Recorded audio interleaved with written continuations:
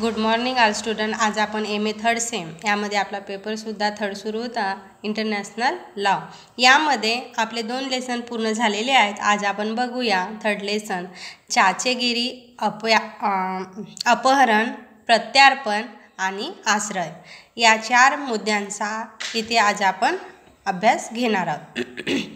यामध्ये प्रत्येक शास्त्रज्ञांनी आपापल्या परीने आपल्याला अनेक व्याख्या सांगितलेल्या आहेत आणि त्या व्याख्यांचा अर्थ काय आहे, नेमकं चाचेगिरी म्हणजे काय आहे, त्याविषयी आज आपण इथे प्रस्तावना व व्याख्या घेऊया. त्यांनी म्हणतात की चाचेगिरी म्हणजे काय आहे नेमकं, तर विक्टन, ऑपेनहाइमर, न्यूटन व रुसो या 4ही शास्त्रज्ञांनी आपल्याला आपापल्या पद्धतीने व्याख्या दिलेल्या आहेत. आज आपण बघूया प्रस्तावना. महासमुद्रावरील जो चाललेला जो चोरांचा बाजार होता त्याला चाचेगिरी असे संबोधले जाते. महासमुद्रावरील जो चाललेला चोरांचा बाजार होता त्याला चाचेगिरी असे म्हटलेले आहे. कारण की चाचेगिरी म्हटल्यानंतर त्यांनी अनेक अशा सांगितलेल्या काही घडामोडीसुद्धा होत्या. त्यामध्ये चाचेगिरी म्हणजेच महासमुद्रावरील महत्त्वाचा प्रश्न आहे. चाचेगिरीच म्हणजेच महासमुद्रावरील एक महत्त्वाचा प्रश्न त्या ठिकाणी सांगितलेला आहे. कारण की त्यामुळे आपल्याला आंतरराष्ट्रीय कायद्याचा भंग केलेला आढळून आला. आंतरराष्ट्रीय कायद्याचा भंग केल्यामुळे त्यांनी अनेक चाचेगिरीवर आळा घालण्यासाठी अनेक उपाययोजना, आंतरराष्ट्रीय स्तरावर अनेक परिषदा झाल्या आणि त्यावर उपाययोजनासुद्धा काढण्यात आलेल्या होत्या. कारण की चाचेगिरीमुळे महासमुद्रामध्ये जो काही अनेक चोरीचे प्रकार घडून आलेले आहे, ते चोरीचे प्रकार आपल्याला त्यामध्ये अनेक अशा समस्यासुद्धा निर्माण करीत होते. कारण जर आपल्याला त्या चाचेगिरीमुळे त्या महासमुद्रात ते चोरीचे प्रकार आढळून आले नसते तर त्या ठिकाणी चाचेगिरीला जास्त महत्त्व आढळून आला नसता. परंतु सर्वात जास्त प्रमाण म्हणजेच त्याचे चोरीचे आढळून आले आणि त्यामुळेच त्यावर वेगवेगळ्या विचारवंतांनी आपापल्या पद्धतीने आपल्याला त्यावर व्याख्यासुद्धा सांगितलेल्या आहेत आणि त्या व्याख्या आपण खालीलप्रमाणे बघूया. कारण की जेव्हा आपल्याला ऑपेनहाइमर या शास्त्रज्ञांनी सांगितलेले आहे की ते म्हणतात की चाचेगिरी ही अनधिकृत की जी आपल्याला बलप्रयोग प्रक्रिया आहे आणि त्याच्याद्वारे आपल्याला खुल्या समुद्रावरील काही व्यक्ती आणि माल यांच्या विरुद्ध एखाद्या खाजगी जहाजाने किंवा विद्रोही पद्धतीने त्या ठिकाणी त्या जलाशयात घातलेला दरोडा किंवा केलेली लूट म्हणजेच चाचेगिरी होय असे सुद्धा त्यांनी म्हटलेले आहे. त्यानंतर विक्टन या शास्त्रज्ञांनी सुद्धा आपल्याला सांगितलेले आहे की चाचेगिरी हा कुकर्म स्वरूपाचा गुन्हा आहे. चाचेगिरी हा कुकर्म स्वरूपाचा एक गुन्हा आहे की जो खुल्या समुद्रावरील जहाजांवर, त्यामध्ये जहाजामध्ये जो काही माल सप्लाय केला जातो त्या मालावर जहाजातील व्यक्तींवर हल्ला केला जातो आणि तो माल तिथून हडपला जातो आणि तो माल आपल्या ताब्यात घेतला जातो. त्यावेळेस त्यांना हे गुन्हेगार राज्यातर्फे अनधिकृत त्यांचे परिणाम नेमलेले नसतात आणि त्यामुळेच त्या ठिकाणी अनेक चाचेगिरीचे प्रमाणसुद्धा वाढलेले आहे. त्यानंतर रुसेल या शास्त्रज्ञांनी सुद्धा सांगितले की जमिनीवर काही कायद्यांचे विरोधात केलेल्या कुकर्मामुळेच खुल्या समुद्रावर घातलेला दरोडा किंवा चाचेगिरी होय. रुसेल या शास्त्रज्ञांनी सुद्धा सांगितलेले आहे की आपल्याला जमिनीवर जी काही कायद्याच्या विरोधात केलेल्या कुकर्मामुळेच खुल्या महासमुद्रावर जो काही दरोडा घातलेला असतो त्याला सुद्धा चाचेगिरी असे म्हटले आहे. चाचेगिरी ही प्रामुख्याने 3 ते 4 संपत्तीच्या लालसेपोटी त्यांनी केलेली होती. ह्या चाचेगिरीचा काही वैशिष्ट्येसुद्धा आपल्याला सांगण्यात आलेले आहे. वैशिष्ट्ये सांगत असताना म्हणतात की चाचेगिरी ही नियमबाह्य केलेली एक कृती आहे आणि त्यामुळेच आपल्याला चाचेगिरीचा जो काही लूटमार करणे हा त्यांचा एक मुख्य हेतू असतो आणि त्या हेतूमुळेच आपल्याला चाचेगिरी म्हणजे नेमकी व्यक्ती काय आहे किंवा जहाजावर केलेली ती एक कार्यवाही आहे. त्या कार्यवाहीमुळे आपल्याला त्या ठिकाणी अनेक व्यक्तीविरुद्ध केलेले हिंसात्मक कृती असते आणि त्या कृतीमुळेच आपल्याला त्या ठिकाणी अनेक प्रॉब्लेमसुद्धा उत्पन्न होत असतात. उत्पन्न होत असलेले प्रॉब्लेम व त्या ठिकाणी झालेली दरोडा किंवा त्यामध्ये झालेला काही त्या वस्तूंचा जो दरोडा घातल्यानंतर आपल्या ताब्यात घेतल्या जाते त्यामुळे अनेक व्यक्तींना सुद्धा त्या ठिकाणी काही प्रॉब्लेम येत असतात कारण त्यामध्ये सामाजिक स्थितीसुद्धा त्यांची बघितली असता. जर एखाद्या व्यक्तीने त्या महासमुद्रावरील ती काही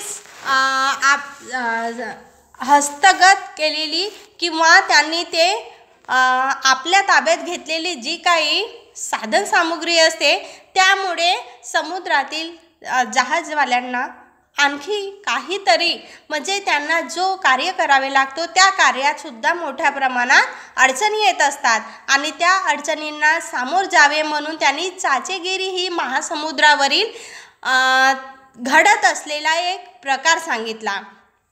कारण त्यामुळेच आपल्याला चाचेगिरी ही खाजगी जहाजाद्वारे केली जाते. चाचेगिरी ही खाजगी जहाजाद्वारे केली जाते आणि चाचेगिरीला कोणत्याच प्रकारचा कोणत्याच राज्याचा सहयोग नसतो कारण की त्यामुळेच त्या ठिकाणी कोणीही त्यांना सपोर्ट करत नाही आणि समुद्रावर ज्या काही ये जा करणाऱ्या काही संशयित व्यक्ती असतात, काही जहाज असतात, त्यांना सुद्धा ते चाचेगिरीचे जहाज म्हणून समजल्या जाते.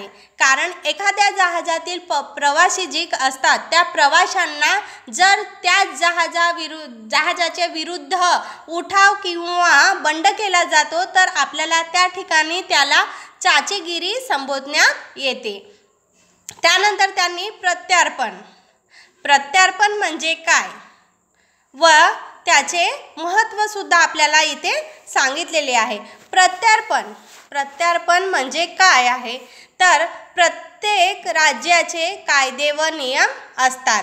प्रत्येक राज्याचे कायदे व नियम असतात. त्यामुळे आपल्याला राज्याअंतर्गत जी काही येणारा जाणारा जो काही मार्ग असतो येणाऱ्या सर्व वस्तू ह्या त्या व्यक्तींच्या किंवा त्यांच्या नियंत्रणाखाली ठेवलेल्या असतात. त्यामुळे आपल्याला त्या राज्याच्या या सत्तेला न जुमानता एखाद्या व्यक्ती किंवा त्या ठिकाणी हिंसक व्यक्तीच्या विरुद्ध किंवा त्यांच्या अनेक गटाला त्या ठिकाणी शिक्षा देणे हे सुद्धा राज्याचे काम असते आणि त्या कामामुळेच आपल्याला त्या व्यक्तीविरुद्ध गुन्हा नोंदविणे, त्या व्यक्तीला अटक करणे व त्या व्यक्तीविरुद्ध एफआयआर नोंदविणे हे सुद्धा त्या ठिकाणी सांगितलेले आहे. कारण की त्यामधून जो काही पडून गेलेला अपराधी असतो त्याला पकडण्याची जबाबदारी सुद्धा ही संबंधित राज्याचीच असते आणि त्यामुळेच आपल्याला त्या ठिकाणी त्यांना पकडल्यानंतर त्या अपराधाला जी काही शिक्षा दिली जातो, जो काही दंड दिला जातो तो सुद्धा त्या संबंधित राज्याच्या स्वाधीन केला जातो आणि त्यांची सुद्धा ही एक जबाबदारी पाळल्या जाते. कारण की प्रत्यार्पण म्हणजेच किंवा प्रत्यार्पणाची व्याख्या सांगताना आपल्याला सांगितलेले आहे की ओपेनहाइमर यांनी म्हटले की आपल्या देशामध्ये गुन्हा किंवा त्यांच्यापासून होणाऱ्या शिक्षेला वाचवण्यासाठी दुसऱ्या देशात पडून जाणाऱ्या गुन्हेगाराला आपण पहिल्या देशाच्या त्या ठिकाणी विनंतीवरून जो काही कायदा किंवा त्यांचे जे काही कार्य असते ते कार्यसुद्धा आपल्याला त्यांच्या गुन्हेगारास पकडून देण्यासाठी आपल्याला त्या गुन्हा घडलेल्या देशांचे स्वाधीन करणे त्यालाच आपण प्रत्यार्पण असे सुद्धा ओपेनहाइमर यांनी सांगितलेले आहे. त्यानंतर फेनविक या शास्त्रज्ञांनी सुद्धा आपल्याला सांगितलेले आहे की पहिल्या राज्याच्या प्रार्थनेनुसार दुसऱ्या राज्यात होणाऱ्या किंवा दुसऱ्या राज्यात पडून गेलेल्या ज्या काही अपराध्याला त्यांच्या गुन्ह्याविरुद्ध शिक्षेसाठी दुसऱ्या राज्याने अपराध्याला पकडून त्या पहिल्या राज्याच्या स्वाधीन करणे हे सुद्धा त्या कृतीला प्रत्यार्पण असे म्हटलेले आहे.